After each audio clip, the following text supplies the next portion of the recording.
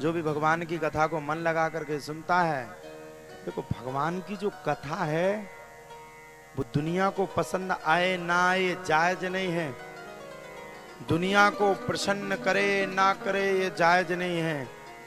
अगर आप भगवान की कथा को मन लगा करके सुन रहे हो और पूरे मन से, पूरी ताकत से, पूरी कर्मेंद्री इंद्री लगा करके अगर आप मन लगा करके सुनो तो बिल्कुल आपका जब रोम रोम भगवान के नाम से रोम रोम खड़ा हो जाए, जिस दिन आपका संपूर्ण शरीर भगवान के लिए रुदन करना शुरू कर दे और अपने आप आपके आंखों में से आंसू भगवान के प्रति निकलने लगे, समझ लो अब भगवान की चाह तुम्हें बढ़ गई है।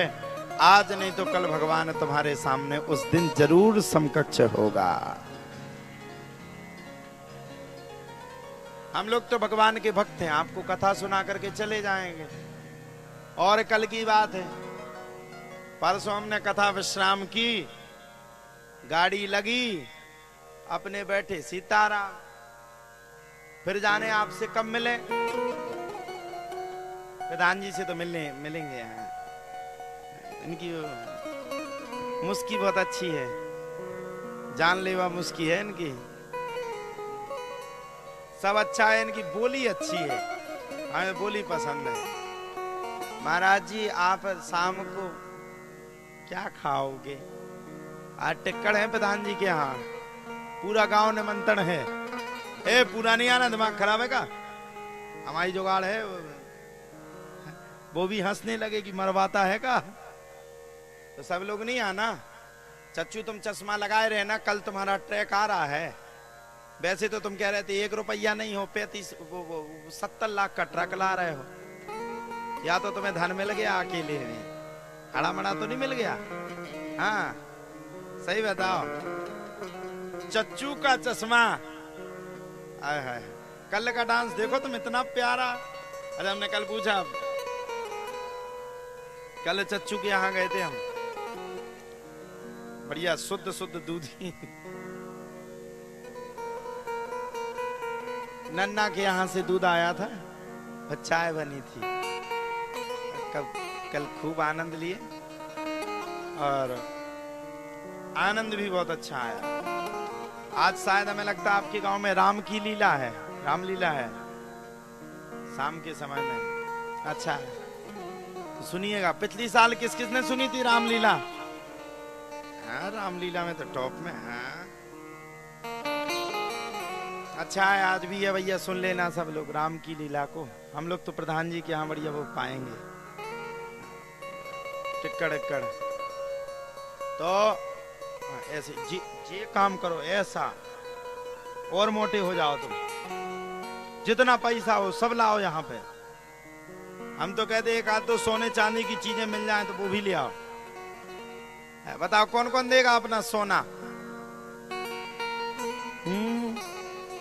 एक भी तैयार नहीं है, शर्म नहीं आती तुम्हें?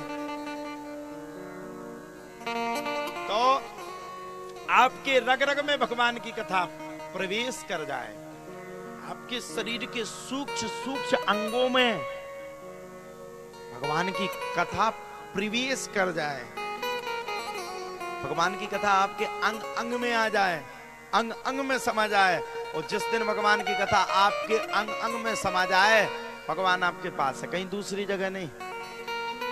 भगवान ने किसको दिया?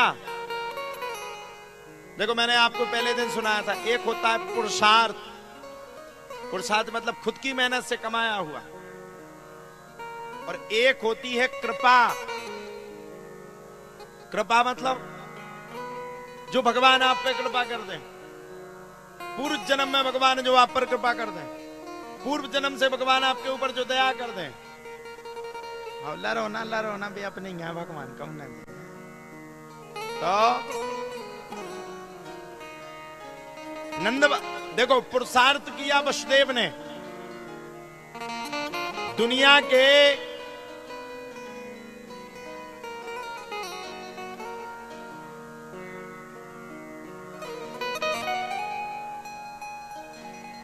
मम्मी से सो को भी धरवा लिया वो करे। तो पुरुषार्थ, मेहनत, मुकाम किसने किया? किसने किया? वसुदेव ने। कंस के कारागृह में कौन रहा? वसुदेव। इसको कहते हैं पुरुषार्थ। लेकिन वसुदेव के यहां भगवान ने जन्म लिया और जन्म लेते ही साथ किसके घर पे पहुंच गए? किसके घर पे पहुंचे? माता यशोदा के घर पे। तो वसुदेव के यहां भगवान पुरुषार्थ के द्वारा आए, लेकिन कृपा किस पे कर दी? किस पे करी? किस पे की कृपा? ओ मैया, ओ बहना, बहना कथा सुन ले। ओ दीदी कथा सुन ले। काहे पीछे बूढ़ी अम्मा को परेशान कर रहे हैं? 2-4 साल की और मेहमान है, पता नहीं कब चल बसे। कथा सुन लें दो, कथा सुन लो। तो भगवान कृपा करके किसके दरवाजे पहुंच गए? नंद बाबा की। पुरुषार्थ और कृपा में अंतर है। जीवन में जब तक आपको जीना पड़ेगा तब तक आपको पुरुषार्थ करना पड़ेगा, मेहनत करनी पड़ेगी।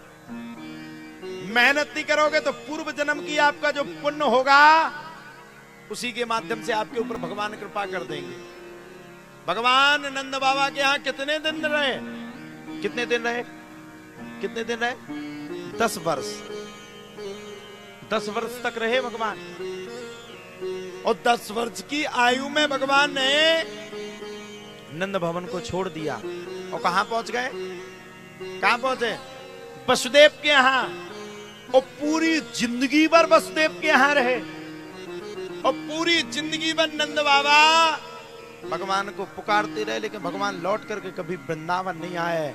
कहने का मेरा एक मकसद है, एक मतलब है, कृपा आपके ऊपर हो गई तो कृपा होने के बाद भी अगर आप भगवान का भजन करते रहोगे तो वो कृपा आप पर पूरी जिंदगी, संपूर्ण जीवन भर बनी रहेगी।